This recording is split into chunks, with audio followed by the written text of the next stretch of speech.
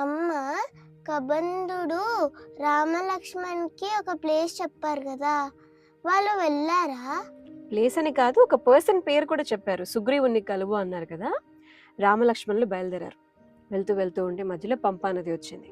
పంపానది దగ్గరికి వెళ్ళి ఆ సరస్సులో అలా ఆ పంపానదిలో అలా ముఖం పెట్టి చూడంగానే అందమైన చేపలు, అద్భుతమైన ఆ పువ్వులు అవన్నీ చూస్తూ ఉంటే సీతాదేవి గుర్తొచ్చారట. వెంటనే రాముడు బోరున ఏడ్చేశారట సీతాదేవి గుర్తొచ్చిన వెంటనే. అప్పుడు లక్ష్మణుడికి చెప్పారట, నా వల్ల కాదు, నువ్వు వెళ్ళి భరతుడికి చెప్పేసి పట్టాభిషేకం చేసేసుకోమని చెప్పి సీత లేకుండా నేను అయోధ్యకి తిరిగి వెళ్ళే ప్రసక్తే లేదు అని చెప్పి బాధపడుతూ ఉన్నారంట. ఎందుకు అంటే చైత్రమాసం అది. రాముడు వెళ్ళి పంపానదిలో ముఖాన్ని చూసి చేపల ముఖం, చేపల కళ్ళు అని చూడంగానే సీతాదేవి గుర్తొచ్చి బోర్న వెళ్ళిపోయిన క్షణం చైత్రమాసం. సో చెట్లన్నీ కూడా వికసించి ఉన్నాయి. ఇప్పుడు ఎలా అయితే గనక ఆకాశంలో మేఘాల కారణంగా వర్షం పడుతూ ఉంటుందో, వర్షంలో ఎలా తడుస్తావో అలాగా గాలి వెళ్ళి ఏమైనా వర్షం కురిపిస్తుందా పువ్వులతో అన్నట్టుగా పైనుంచి చెట్ల నుంచి అలా పూల వర్షం పడుతూనే ఉందంట.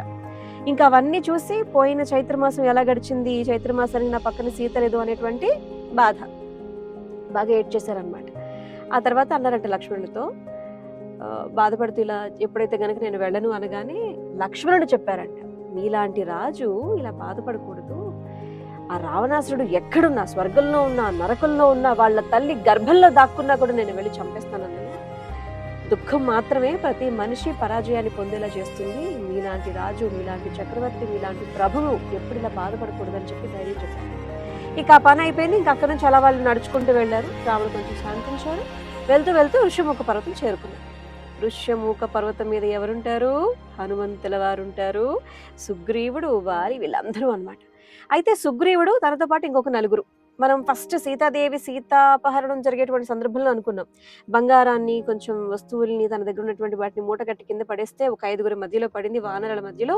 ఆ వానరుల్లో హనుమంతుల వారు ఉన్నారో లేదో తెలుసుకుందాం అని చెప్పి అనుకున్నాం, గుర్తుందా? దానికి కంటిన్యూటీ ఇక్కడ నీకు తెలుస్తుంది అనమాట.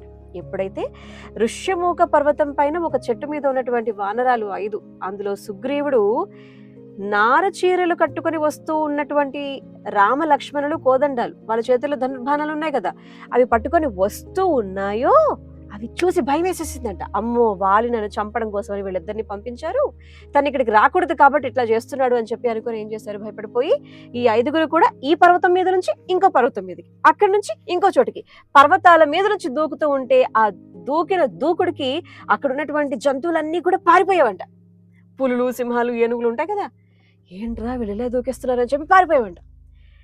అయితే ఒక చోటుకి వెళ్ళిన తర్వాత హనుమంతుల వారు అన్నారంట, సుగ్రీవా, నువ్వు భయపడ్డావేంటి? అసలు రాజు అనేవాడికి భయం ఉండకూడదు కదా, ఎవరికి వెన్ను చూపించకూడదు కదా, ఏంటి అసలు ఈ లక్షణం అని చెప్పి అంటూ ఉంటే, లేదు హనుమ, వాలి వంటి వాడి గురించి నీకు తెలుసు కదా, అందుకే నా భయం అంతా కూడాను.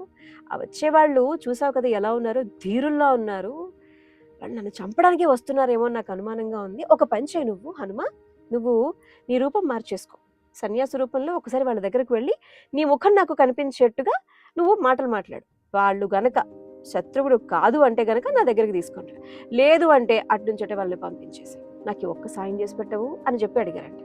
సరే అని చెప్పి హనుమంతుల వారు తన రూపాన్ని మార్చుకొని ఒక సన్యాసి వేషంలో రామచంద్రమూర్తి దగ్గరికి వెళ్ళటం జరిగింది.